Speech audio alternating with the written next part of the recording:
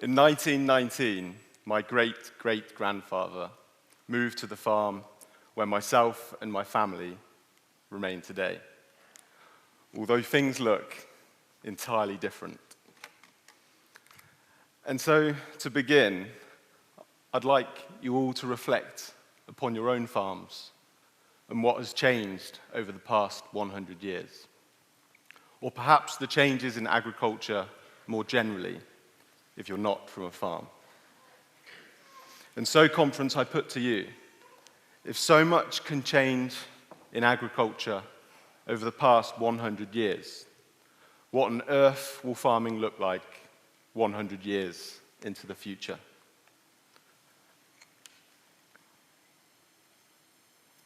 It is questioning the next 100 years in agriculture that got me curious about vertical farming.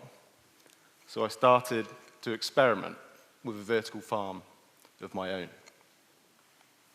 And through Nuffield, I have been seeking to answer, could there be a future relationship between today's traditional farming model and the potential vertical farms of the future? 2 years ago, I imagined standing here, preaching to you all, that vertical farming could be the game changer. I hypothesized that the technology could be a disruptor and that on farms, as Tom's already alluded to, we'd have the resources to give us the competitive edge. I thought that vertical farming could be the next big farm diversification. However, it's fair to say I was naive to the level of skepticism towards vertical farming. And after 18 months of study and travel to 7 different countries, I've reached differing conclusions. And so, conference, I shall spend the remainder of my presentation briefly making the case for and against vertical farming, before suggesting 3 applications that I believe could have the biggest impact on British agriculture. But first, allow me to define vertical farming. Simplistically, it is using the power of technology to replicate the sun, the wind, and the rain. And because artificial lighting is used, plants can be stacked in layers without shading, hence the term vertical. In my report, I define 3 product groups grown vertically: leaf crops, fruit crops, and grain crops. However, I've only seen leaf crops grown commercially. Making the case for vertical farming is quite simple. By controlling the environment, we can create infinitely optimal growing conditions. Theoretically, this means that any plant can be grown anywhere, at any time, at maximum output from minimal input. This has enormous potential, particularly in the face of a changing climate. Here are 2 examples I saw on my travels. The first, I was fortunate to go to one of the world's largest vertical farms, Botanica in Dubai. Here they claim to be growing 50 times the lettuce yield compared to conventional outdoor growers. 50 times in the middle of the desert. And secondly, I visited Singapore, my favorite destination, where the population is fast approaching 6 million people, yet they have just 600 hectares allocated to agricultural use. 6 million people and 600 hectares.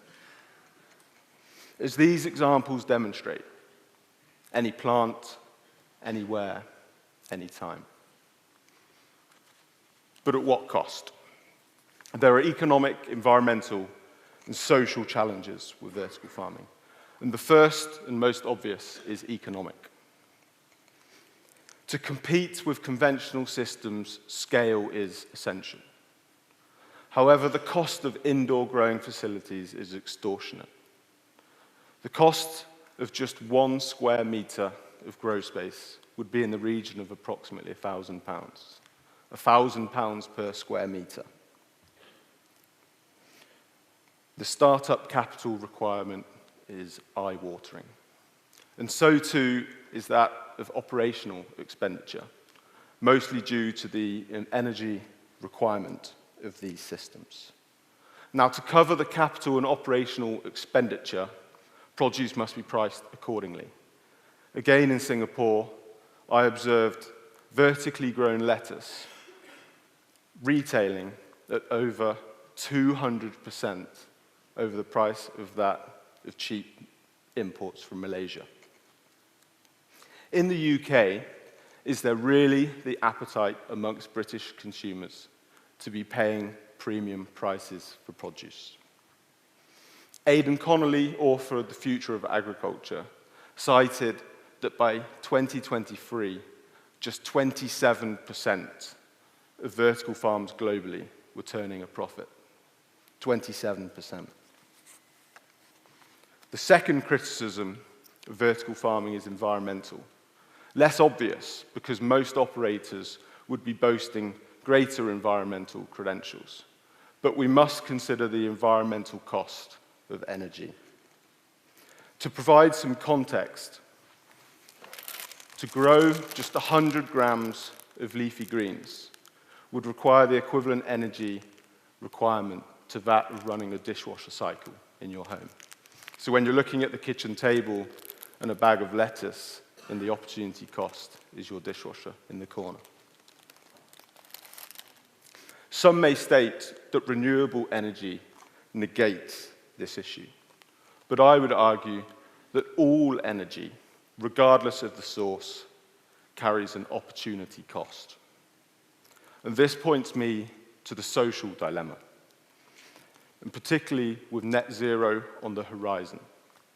Should a solar park capable of powering a small town be used to power a vertical farm, growing produce only affordable to the wealthiest in society?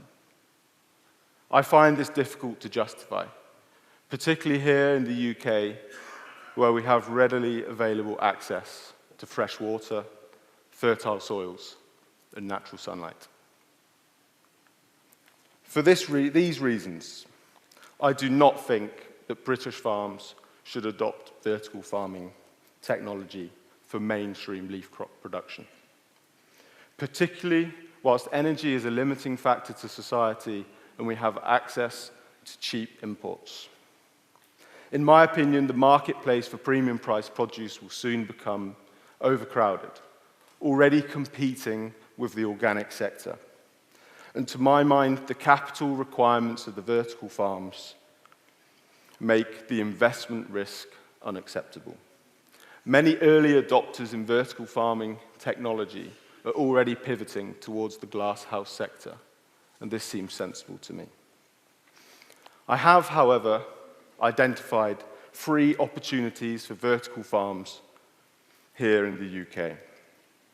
And the first is growing niche crops. In the UK, I observed a vertical farm growing for specific nutritional and ingredient purposes. There are also emerging markets in the pharmaceutical and cosmetic sectors who place greater value on consistency and quality available through the controlled conditions of vertical farms. The second application for vertical farming is to look beyond selling produce. Instead, growers should focus on selling the growing experience. One of the most fascinating businesses I saw was Growbix in Singapore. They were selling subscription models to vertical grow racks in places like office building and commercial spaces. Customers were able to reconnect with food and valued being part of the growing process. If you have a farm brand or are looking to build one, installing a small-scale vertical farm setup could be a novel way to connect to your consumer, particularly when it can be controlled with the iPhone in your pocket.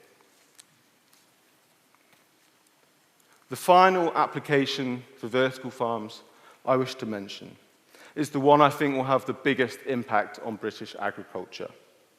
This is research and development, an idea that is not new. Due to the level of control inside vertical farms and our ability to manipulate growing conditions, they make the perfect setting for experiments. In my opinion, vertical farms should be used to model climate change and to analyze how the behavior of our staple crops is likely to change. Although I am not an expert, the role of vertical farms in speed breeding and gene editing to allow our crops to evolve should not be understated. At the coalface, should us farmers be doing more research and development on farm? Micro vertical farms could become a tool for us to better understand our changing growing conditions without the distractions that come with field-scale trials. And so to conclude, the power of vertical farms to grow any plant, anywhere, at any time, has enormous potential. But this comes at a cost that is too often unacceptable, particularly when we live in a world seemingly in the noose of an energy crisis whilst demanding cheap food. But we also live in a world of ever-growing consumer choice. This opens the door for vertical farms looking to grow niche and new crops. And we live in a society looking to reconnect with food. There is definitely an opportunity for vertical farms to educate and engage. But most importantly, in a world where the climate is definitely changing, vertical farms must be used to help us plan and predict for the future of our conventional farming practices. I must take this opportunity to thank all those involved in the Food Chain Scholarship, the Central Region Farmers Trust, and Nuffield, and all those who've contributed and hosted me throughout the project.